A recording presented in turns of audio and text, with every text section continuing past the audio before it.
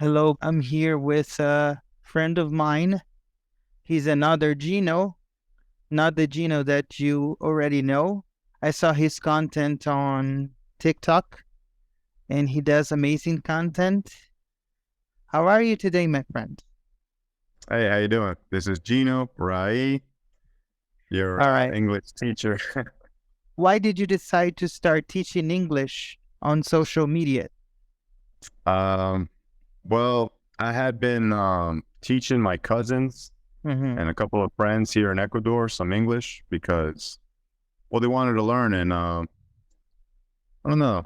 I kind of had the feeling that maybe I should reach out to more people, and the best way seemed to be TikTok. Mm-hmm. It seemed like the kind of social media platform where you could reach the most people, and so I Mm-hmm. gave it a go, and so far so good. A lot of people have been learning. What have you been doing in Ecuador? Oh, and so I'm from New York, but my parents are from Ecuador. And then at first I was just visiting family, but since I work from home, I've just been living here the past Mm-hmm. year and a half. I've enjoyed it. Mm-hmm. I'm getting to know my country a bit too because I don't know much about Ecuador, to be honest. I got here and been exploring it. It's Mm-hmm. been nice. Can you tell us a little bit more about that? The places that you have already been to and why? I hadn't actually traveled too much until I turned 25. Mm, I decided to go to Europe because I had never traveled much, yeah. and I kind of backpacked it, and it was great. It was a great experience. Mm-hmm. So ever since then, I tried to find some kind of way to work from home and be Mm-hmm. able to do that like long term. Mm-hmm. And well, so far so good. I work in finance now. I work from home, and it's allowing me to do extended stays wherever I'd like. So it's been good times. Nice. How do you come up with the ideas for your TikTok?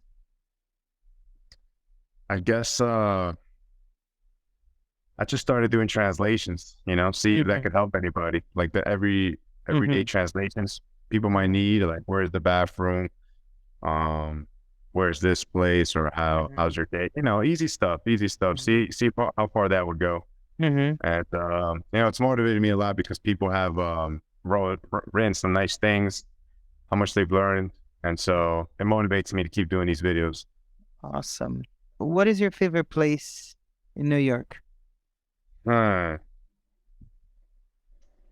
it's got to be the Lower East Side, and most New Yorkers won't say this, but I still like Times Square. I don't know. Mm-hmm. Mm-hmm. It's one of those places that I think it's Mm-hmm. probably the first tourist spot I came to when I arrived to New York at 5 years Mm-hmm. old from Mm-hmm. Ecuador. And so it's still like stuck in Mm-hmm. my memory as that's like Mm-hmm. New York place. To me, I think New York, I think Times Square.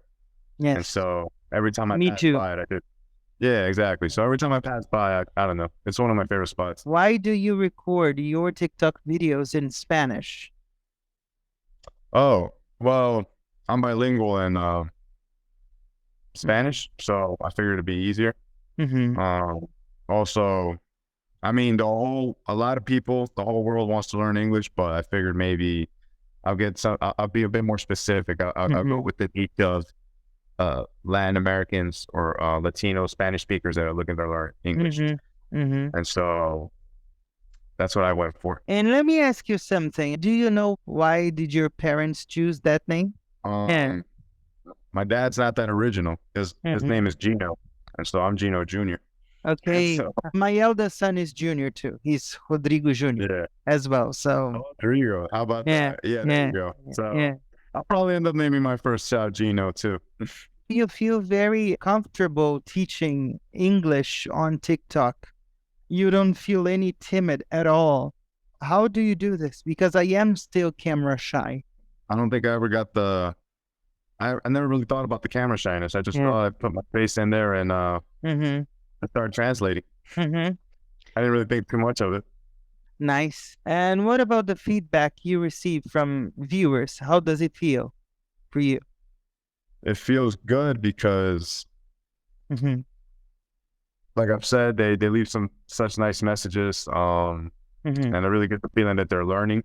Mm-hmm. So that's why I keep going for it because otherwise, if no one's watching, no one's really learning. What's the point? Mm-hmm.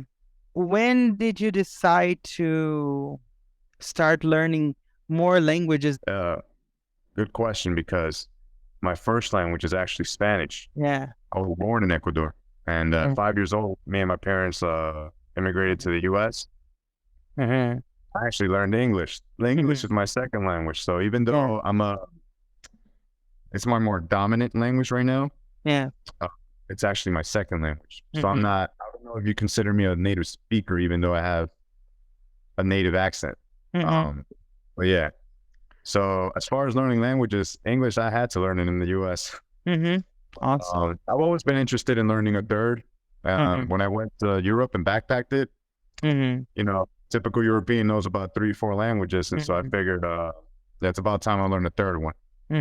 So What would you tell yourself if you could meet your younger self when you were 6, 7 years old? I would say, stay in school. Social media wise.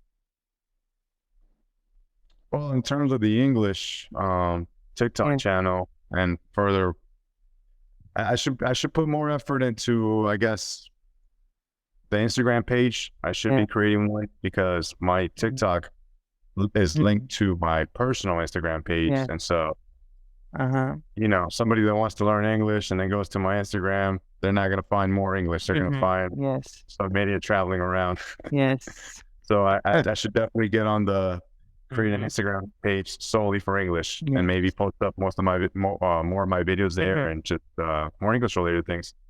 So that's what the future holds. So now I think we can go to the game that everybody loves, the rapid round game. I ask you the questions, and then I go on the hot seat and you ask me the questions.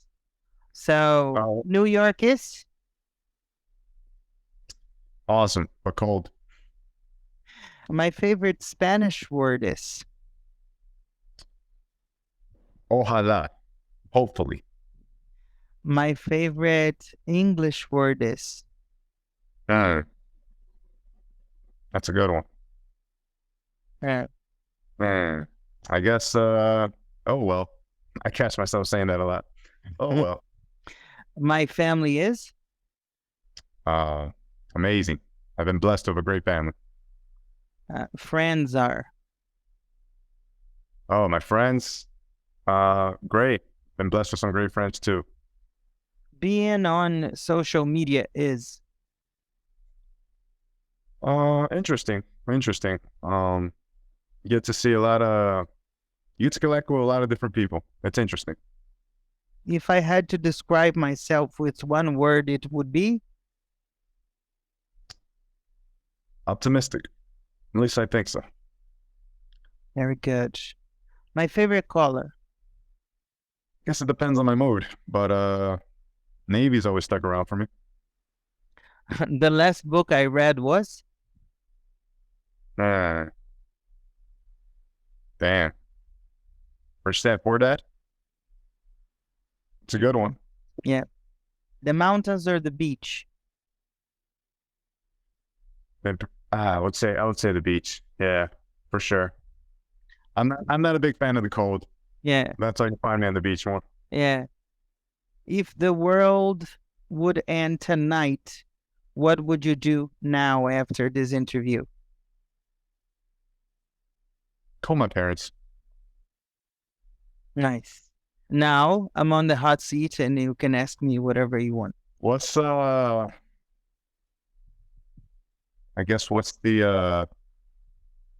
been the biggest challenges for you teaching English? You've been teaching it for quite a while now. It was overcoming myself. Really? Yeah. So? Because I was very shy. Oh, really? Yeah. I don't believe you, Rod. Yeah, I was. Yeah. You've been very friendly since I met you. Like, hey, thank you so much. And I was like, and you've always shown love, so yeah. Hard to believe, Rod. Hard to believe. Favorite Portuguese word? Saudade. Saudade. Saudade. What's that one? Saudade is a word that we have only in Portuguese. It's a mixture of missing someone and longing something. So you Gotcha. feel saudade because you love someone. You feel saudade because somebody has been gone. So there's the good saudade and the bad saudade. Right. Yeah. Saudade. I like it. Yeah. Favorite English word? Tomorrow. Tomorrow. Mhm. Amanhã. Yes. Most interesting, I guess, experience teaching English. For me is when the eyes of my students shine when they learn. Okay, so we're gonna finish this interview. For every guest, I have a sentence, a quote, a takeaway. And for you is I've met you, as you said, some time ago now. I think your content is really awesome. And most importantly, I think you have a quality that Brazilians do have as well. You wear your heart on your sleeve. So when you are talking to someone, you're being true and you trust people. That's really important. You are a friend to your friends. I think that's the most important thing.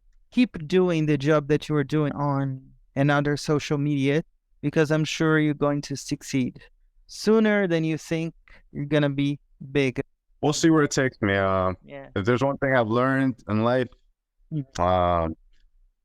is to finish what you start.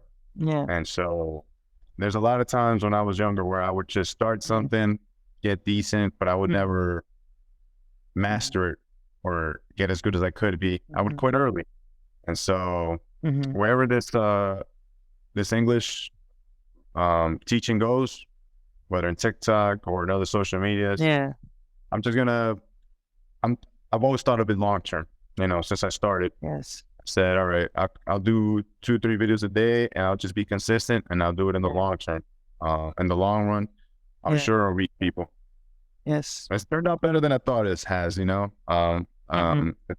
I've gotten a decent following kind of quickly and I didn't expect it so early. So let's see. Sometimes good things happen a bit quicker. Yeah, sure. This was my friend Gino, the other one, the new Gino Rai that you're meeting today. And thank you for doing this interview. It was very kind of you.